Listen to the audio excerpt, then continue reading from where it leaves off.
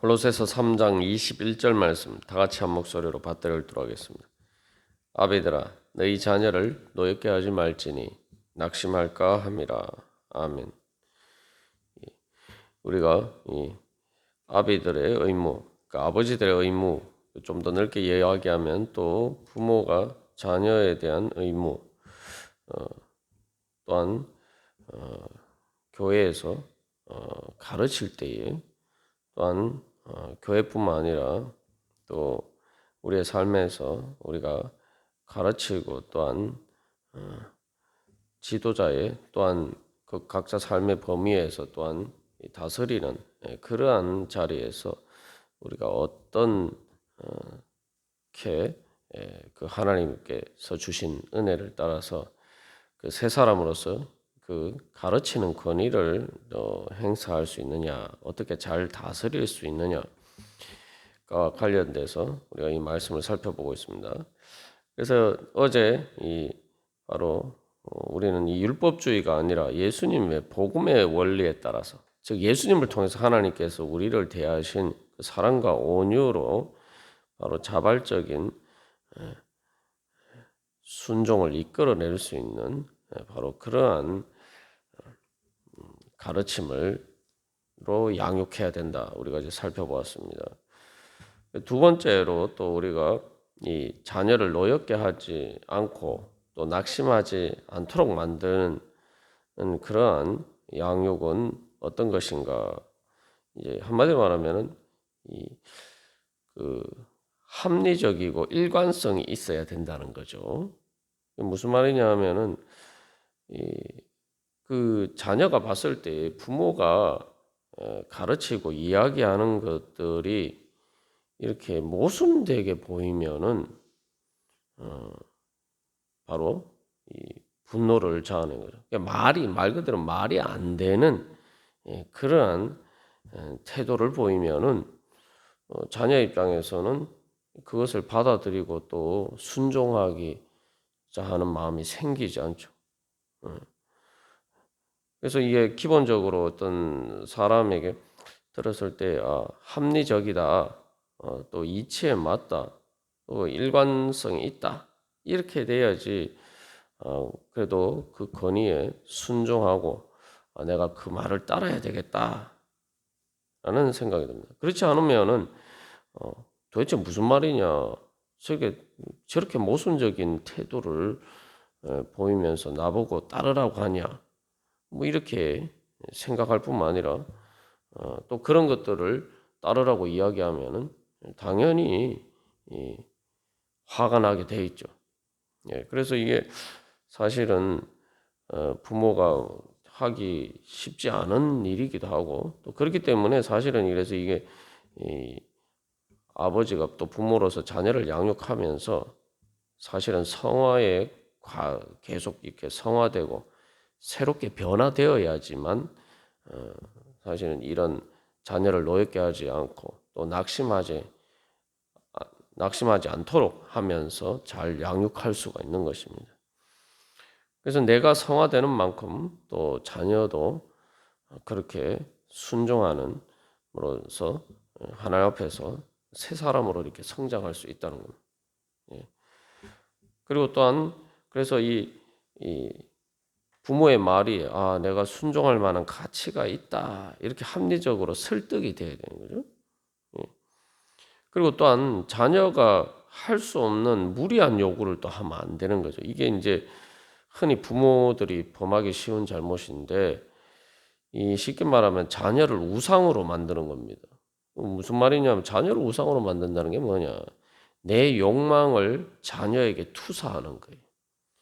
그래서 내가 하고 싶어 했던 것, 또 내가 되고 싶어 했던 것, 그런 것들을 내가 못한 것을 또 이 자녀에게 투사해서 자녀가 그렇게 되기를 원하면서 이제 그러한 것들을 이제 자녀에게 강요하고는 그러한 식으로 이제 양육을 하게 되면은 당연히 이제 자녀는 거기에 대해서 순종하기가 쉽지 않죠.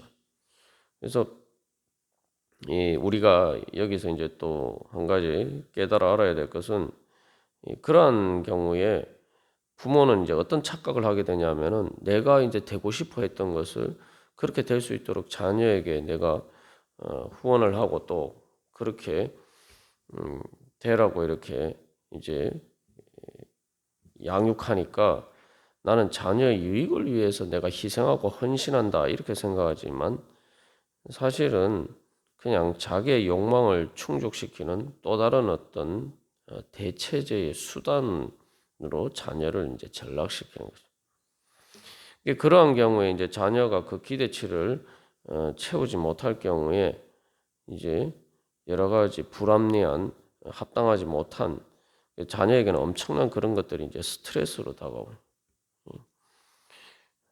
그래서 이제 이게 이제 그런 경우에 이제 초점 자체가 어떤 자녀가 어떤 인격적으로 잘 자라느냐 이거보다 어떤 자녀가 세상적으로 성공할 수 있느냐 근데 그 성공의 기준이 하나님 보시기에 말 그대로 믿음과 성화와 하나님 나라의 열매를 맺느냐 이런 것보다는 세속적인 기준에 따라서 이제 성공할 수 있느냐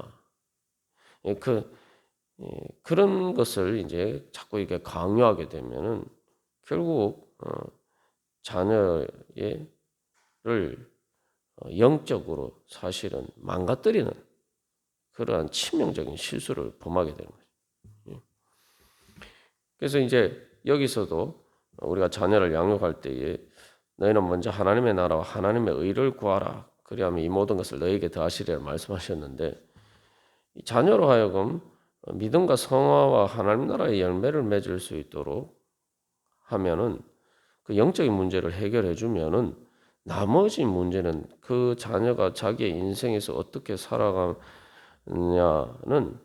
자녀 스스로 다 해결할 수 있는 능력이 거기서 주어지게 됩니다. 그러나 사실은 이제 세속적인 어떤 기준에 따라서 성공이나 능력이나 뭐 이런 것을 기준으로 해서 자녀에게 이제 양육하려고 하면은 사실은 그것은 자녀에게 주기가 어려운 거예요.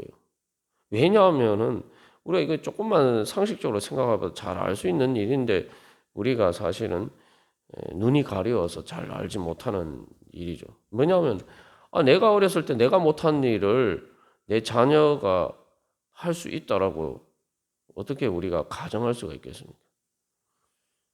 자녀는 결국 자녀가 가진 능력이나 타고난 능력이나 소질은 다 그 부모에게서 물려받은 거예요. 내가 어렸을 때 저 나이 때 내가 못한 것을 자녀들이 나보다 잘할 수 있다? 그것은 무리한 욕구죠. 무리한 게 아니라 사실은 많은 경우에 이제 불가능해요. 그러나 하나님 앞에서 이제 영적으로 이 하나님을 만나고 살아계신 예수님을 만나게 되고 그래서 이 영적으로 이렇게 변화가 되면은 영적인 능력을 얻게 되면은 자녀들은 내가 굳이 그렇게 이 세속적인 기준이나 어떤 능력을 가지고 그렇게 하지 않아도 그런 부분들은 하나님께서 주시는 것이고 우리가 어제 말씀을 통해서 나눈 것처럼 구하라 또 찾으라 문을 두드리라 그러면은 그것을 얻을 것이다라고 예수님께서 약속하신 것이기 때문에 그것은 내가 줄 수 없지만 하나님께서 주시는 것이기 때문에 내가 그 자녀를 위해서 그렇게 기도하고 또 그렇게 양육하면은 하나님께서 주시는 거예요. 그러니까 그거는 어떻게 보면 100% 확실하게 가능성이 있는 거예요. 우리가 그런 믿음에 따라서 우리의 자녀들을 양육해야 됩니다. 그렇지 않으면 자꾸 이렇게 세속적인 기준과 어떤 능력, 세상에서 얘기하는 능력을 이라는 관점에서 이제 접근하게 되면은 자녀는 그 엄마 아빠도 하지 못한 것을 왜 나한테 요구를 하느냐? 자녀가 분노하게 되고 또 그 능력 기준에 못 맞춘다게 되면 자꾸 이렇게 이제 흔히 말하는 이제 잔소리를 하게 되고 또 너는 왜 그것밖에 못하느냐. 자꾸 이제 이런 자세로 자녀를 대하게 돼요. 그러면은 자녀는 자꾸 이렇게 낙담하게 되죠. 실망하게 되고. 그래서 그렇게 되면은 이제 자녀는 은연중에 세상이 그러하듯이 세상이 사람들을 평가하듯이 부모도 그렇게 하면은 결국 자녀는 그 능력에 따라서 자기 자신을 평가하고 그 능력에 자기가 그 기준을 맞추지 못하면은 나는 별로 쓸모없는 사람인가 보다. 나는 하찮은 사람인가 보다. 이제 그런 식으로 절망하게 돼요. 그렇게 되면은 결국은 이 어떤 내가 정말 이 일을 잘해보고자 하는 그런 의욕 자체를 꺾어버리게 되고 그 용기 자체를 내가 좀 부족하지만 그래도 좀 해봐야 되겠다 이러한 동기 자체가를 말살시키는 그런 결과들을 초래하게 됩니다. 이게 오늘날 특별히 자녀를 양육하면서 공부나 여러 가지 세속적인 기준으로 내 잣대를 가지고 자녀에게 들이댈 때에 나타나는 그러한 문제입니다. 그리고 또한 이제 세 번째로 이 자녀를 노엽게 하거나 낙심하지 않도록 해야 되는 위해서 이제 우리가 주의해야 될 것이 자녀를 부당하게 대하면 안 된다는 거죠. 다시 말하면 내 죄의 악습에 따라서 자녀를 대하면 안 돼요. 무슨 말이냐 하면 이게 자녀를 대할 때 말 그대로 정의롭고 이제 공의의 관점에서 합리적으로 대해야 되는데 그렇지 않고 내가 어떤 자녀가 별로 이렇게 잘못하지도 않았는데 쉽게 말하면 내가 짜증나고 내가 힘드니까 그것을 이제 자녀에게 그 불평을 쉽게 말하면 화풀이를 하는 거죠. 이게 이제 특별히 이제 아버지들이 이런 잘못을 범하기가 쉽습니다. 그래서 직장이나 삶에서 받은 스트레스를 자녀에게 해소하는 거예요. 이게 이제 앞에서 이제 부모를 에게 순종하라라고 할 때 이제 자녀들도 이제 그런 문제가 생깁니다.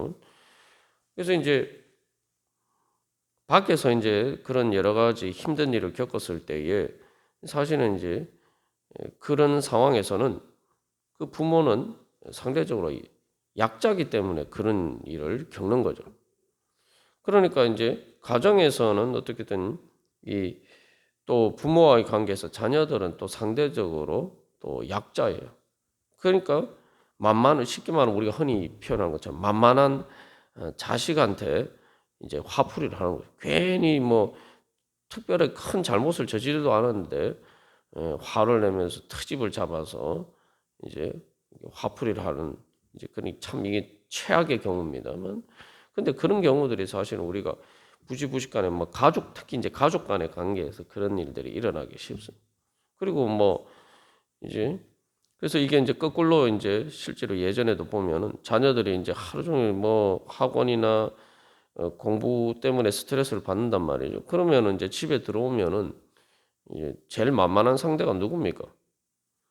아버지가 아니죠. 그래요. 어머니가 이제 엄마가 제일 만만한 상대란 말이죠. 그러면은 엄마한테 그 스트레스를 다 푸는 거예요.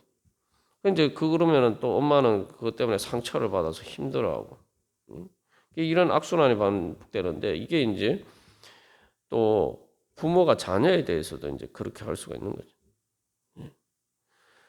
이게 이제 우리가 레위기 말씀에서 통해서 살펴본 것처럼 쉽게 말하면 부모가 그 부정하게 돼서 세상에서 살면서 부정하게 되어서 그 부정에 감염된 것을 그 부정을 자녀들에게 옮기는 그런 일을 하면 안 된다는 거예요. 부모는 세상에서의 그 부정한 것에서 자녀를 보호하고 또 자녀가 부정하게 되었더라도 정결하게 또 씻겨주는 역할을 해야 되는, 그래야 이제 주의 교훈과 양육 그 말씀으로 양육하는 것이죠.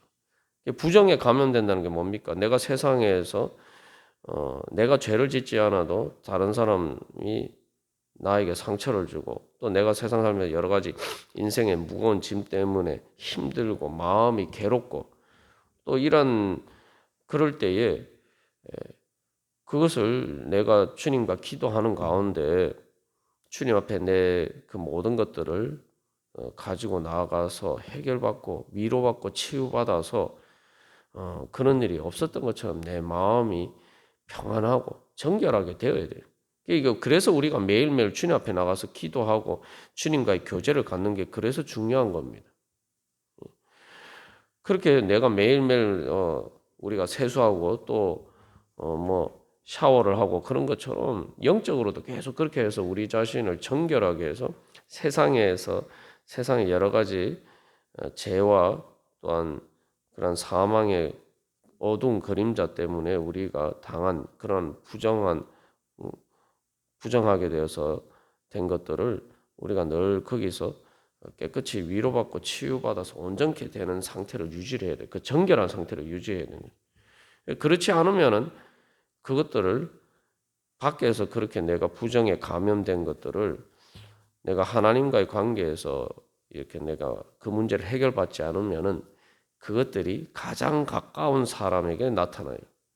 쉽게 말하면 가족들에게 그 부정을 옮기는 역할을 내가 어쩔 수 없이 하게 된다는 거예요. 그러면은 결국은 이제 그것들이 쉽게 말하면은 하나님 앞에서 선순환을 일으키는 게 아니라 선한 영향을 미치는 게 아니라 그것을 통해서 또 가족들끼리 서로 상처를 주고 서로 마음을 상하게 만들고 그러면은 또 자녀가 그렇게 또 그것 때문에 마음의 상처를 받으면 내가 별로 잘못하지도 않는데 왜 아버지나 엄마는 밖에서 힘든 일을 가지고 나한테 화풀이를 하느냐 이렇게 이제 생각되면 당연히 분노가 치면 그러면은 또 자녀가 부모에게 순종하기가 쉽지 않죠. 이게 계속 그러면 악순환이 이제 서로 반복이 되면서 점점 눈덩이처럼 문제가 커져가는 거예요. 이게 이제 가정에서 흔히 일어나는 이제 큰 문제죠. 그래서 우리가 늘 기억해야 될 것은 내가 밖에서 받은 또 내가 사람을 살면서 받은 내 죄와 내 또 그 여러 가지 마음에 상처 입은 것들의 문제, 내 속이 상한 것들을 주님만에서 위로받고 치유받아서 해결하지 않으면은 그것들은 반드시 부정적인 영향력을 내 자신과 또 가장 가까이 다른 가족의 구성원들에게 영향력을 미치게 되어 있어요. 그래서 우리가 그런 문제들에 있어서 다시 한번 자녀를 노엽게 하지 말고 낙심하지 않도록 하려면 내가 주님께 나아가서 주님께서 나를 위로하고 치유해 주심으로 나에게 새 힘을 주시고 주님께서 주시는 소망과 새로운 믿음의 용기와 또한 그 사랑의 풍성한 은혜로 우리가 계속 이렇게 체험을 받아야 돼. 그래야지 내가 말 그대로 주님께 받은 그 은혜를 뭐 축복의 통로로서 가장 먼저 자녀들에게 또 내 가족에게 내 가족의 구성원들에게 나누어 줄 수가 있는. 그래야지만 우리가 이제 축복의 통로가 되는 거죠. 그래서 하나님께서 아브라함에게 너는 복이 될지라 말씀하시는데 그 복이 되는 것은 가장 먼저 그래서 가족에게 특별히 자녀들에게 내가 그래서 하나님의 은혜로 충만해서 그 은혜를 나누어 줄 수 있을 때에 거기에서부터 사실은 하나님께서 우리에게 주신 축복이 이루어져 가는 거죠. 그래서 오늘도 우리가 주님 앞에 또 기도하면서 나갈 때 하나님 아버지께서는 우리를 그렇게 채워주시고 우리를 위로해 주시고 고쳐주시고 우리에게 믿음의 용기와 소망의 능력과 또한 사랑의 은혜로 우리를 채워주시기를 원합니다. 그래서 우리가 하나님 아버지께 그런 은혜를 받고 또 우리도 우리 자녀들과 또 우리 가족이나 또 다른 사람들에게 그런 것들을 나누어 줄 수 있는 그러한 자리에 서기를 소망하면서 다 같이 기도드리시겠습니다.